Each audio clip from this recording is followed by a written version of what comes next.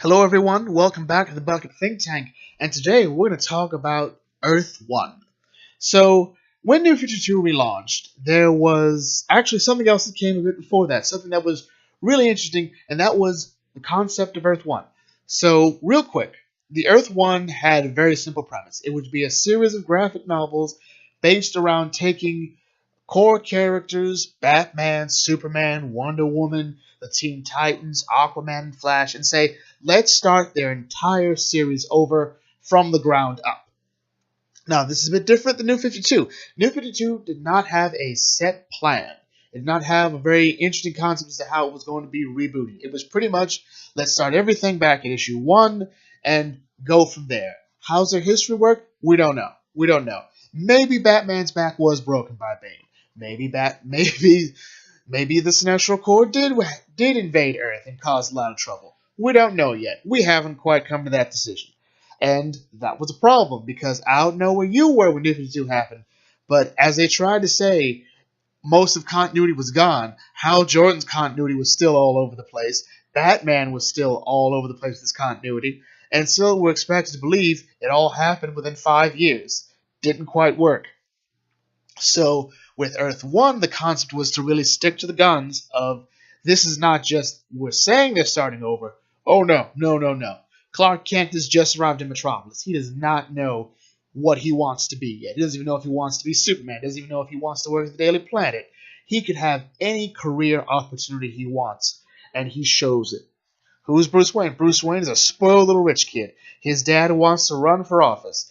Turns out Bruce's mother was a member of the Arkham family, so he's got a bit of a cursed Wayne ideology and a crazy Arkham ideology in his head there, and that's something he has to deal with. His parents are killed, and who has to take him in?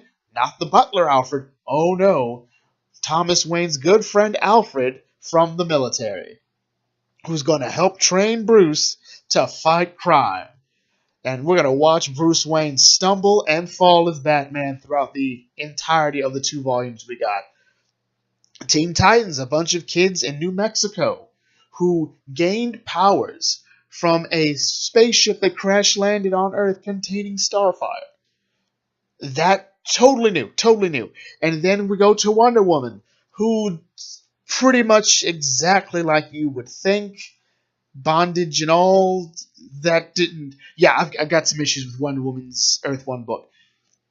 But at the core concept of the Earth 1 series, it has remained as true as possible.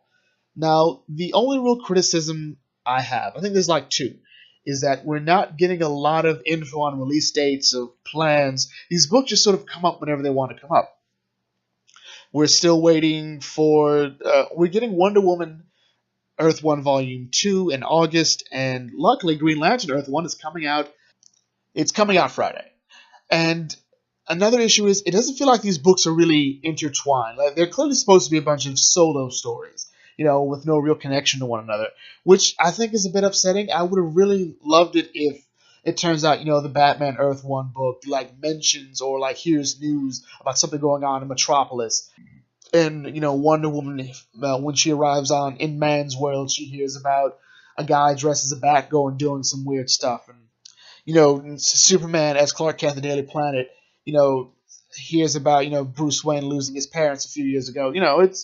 That would be fun. But no, everything seems a bit, detached and removed from each other. And maybe that helps. Maybe a Justice League Earth 1 is too far out of the way. Or maybe they will do it, but it won't be with those characters. That would be weird and interesting. I'm all up for it. Let's do it. But each of these books has always been solid, and I think they're a really great way to start it off with. Like, if you have someone who wants to get into comic books, and they're like, well, I know Batman, but there's a lot of Batman stuff to read, and I don't really want to do monthly. I don't really want to. There's too many books. So you just sort of, okay, here's Batman Earth 1. It's not perfect, but if you like Nolan's Batman, which I think this tries to, this sort of borrows from a bit in how it's toned, very realistic, I think that's the book for you. But you want to get into Superman? Well, Superman Earth 1 sort of feels a bit, again, like the Snyder Nolan Man of Steel. It's not as gritty, but there's a lot of heart to it.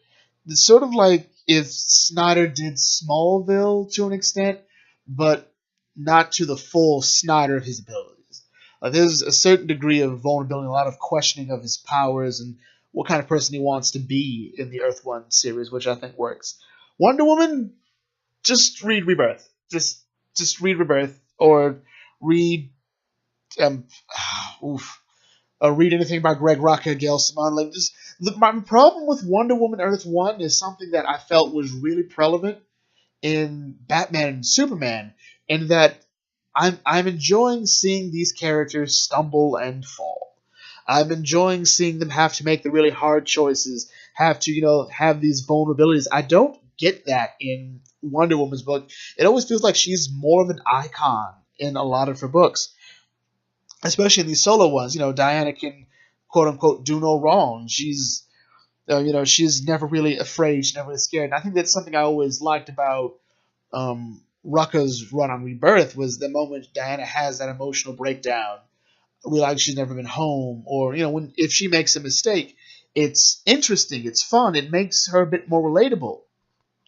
With Batman and Superman, we're seeing that a lot. We're seeing Clark come to terms with the fact that he's not sure how it would be like to get intimate with a woman because he's kind of Man of Steel, or remembering when his cat died and how we buried him on the moon, and Bruce Wayne trying to figure out how to be Batman.